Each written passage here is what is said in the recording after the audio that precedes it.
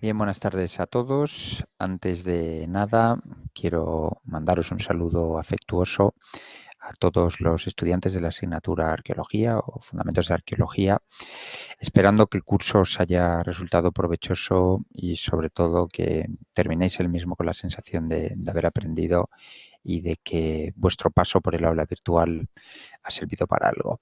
Bien, sabéis que el examen está a la vuelta de la esquina, faltan 2, 3 semanas para el mismo y es el momento de celebrar una sesión preparatoria del examen final presencial que considero que es de suma utilidad, sobre todo porque bueno, se ofrecen una serie de pautas y de consejos que a la postre son básicos para encarar el estudio de la asignatura, ¿no?, de arqueología. Bien, os recuerdo nuevamente, aunque la mayoría de vosotros yo creo que ya conoce cuál es la dinámica de un examen en UDIMA. El examen va a constar de dos partes. Una primera parte con un bloque tipo test que contiene 20 preguntas tipo test en este caso, y un segundo bloque en el que se ofrecerán dos preguntas de desarrollo, de las cuales hay que escoger únicamente una. Una se desarrolla y la otra obviamente se descarta. Es evidente que, bueno, que el manual es árido como casi todos este tipo de manuales de asignaturas técnicas. La arqueología lo es, tiene una serie de contenidos relacionados con lo que es la historia de la arqueología y otros más teóricos o que incluso entran en territorios ya afines a la arqueología, pero que proceden de otras disciplinas, como puede ser la zoología, la botánica, la química, incluso las técnicas de datación cronológica que no son propiamente arqueológicas, sino que proceden de otras áreas de conocimiento, pero son especialmente útiles a la hora de proporcionar dataciones a los yacimientos arqueológicos, y por eso yo creo que es bastante útil que os realice un pequeño cribado de lo que son aquellos temas que considero que son más importantes, ¿no? Yo creo que hay varios temas que deben estudiarse con una mayor intensidad, un mayor énfasis y de ahí pues un mayor esfuerzo memorístico, ¿no? Me refiero sobre todo a los temas que tienen algo que ver con la historia de la arqueología, muy importantes todos ellos, tanto la arqueología nacional como la arqueología extranjera, lo tenéis en el manual. También los temas relacionados con cronología relativa y absoluta. Ya habéis visto en el índice de este manual que los epígrafes están más o menos explicitados, cronología relativa y cronología absoluta, y toda la segunda parte del manual, que es la que corresponde al ámbito puramente teórico, ¿no? Ahí ya tenéis un contenido más amplio, pero en este caso no voy a llevar a cabo ningún cribado porque tenéis que estudiarlo todo él. Son temas que considero pues no solo más asequibles desde el punto de vista del aprendizaje, sino que también son más trascendentes desde el punto de vista de los contenidos que realmente son útiles para el desarrollo o el despliegue de la actividad arqueológica, tanto en su parte de arqueología de campo como en todo aquello que tiene relación con la publicación, la actividad científica, la publicación, en fin, todos esos ámbitos. No olvidéis que las preguntas del examen, las contenidas en el tipo test, han sido extraídas íntegramente de las unidades del manual. Ya sabéis que los profesores estamos de alguna manera obligados a preguntaros estrictamente eh, cuestiones que estén contenidas en las unidades didácticas del manual. Y además, lo mismo ocurre con la pregunta a desarrollar. Yo no puedo poner una pregunta que no esté contenida en el manual de la asignatura. Ya sabéis que es una norma de oro aquí en UDIMA y lo único que hago ahora es recalcarla y recordarla para que si alguno de los alumnos es recién ingresado en UDIMA, sepa que esta es la dinámica que se estila aquí en esta universidad a distancia.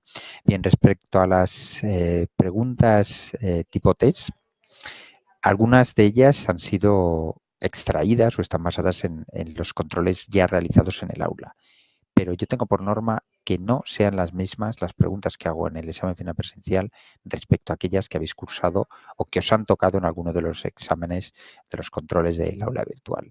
Lo digo para aquellos que tengan la tentación de aprender de memoria todos aquellos controles que ha ido haciendo a lo largo del curso, del cuatrimestre, porque ya he observado la tentación de alguno de aprendérselas de memoria esperando que sean las mismas las que van a caer en el examen. No van a ser las mismas, independientemente de que alguna pueda coincidir. Esto quiero dejarlo claro para que no lleve a equívocos y pueda haber alguna sorpresa desagradable, ¿verdad?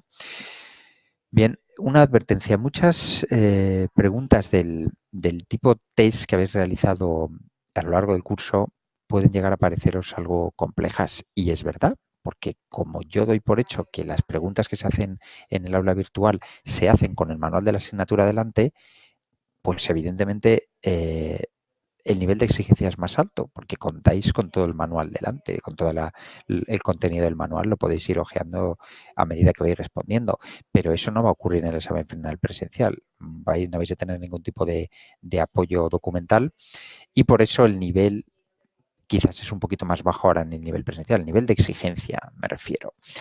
Es decir, ese hilar fino de algunas preguntas que hay en el test no va a ocurrir ahora.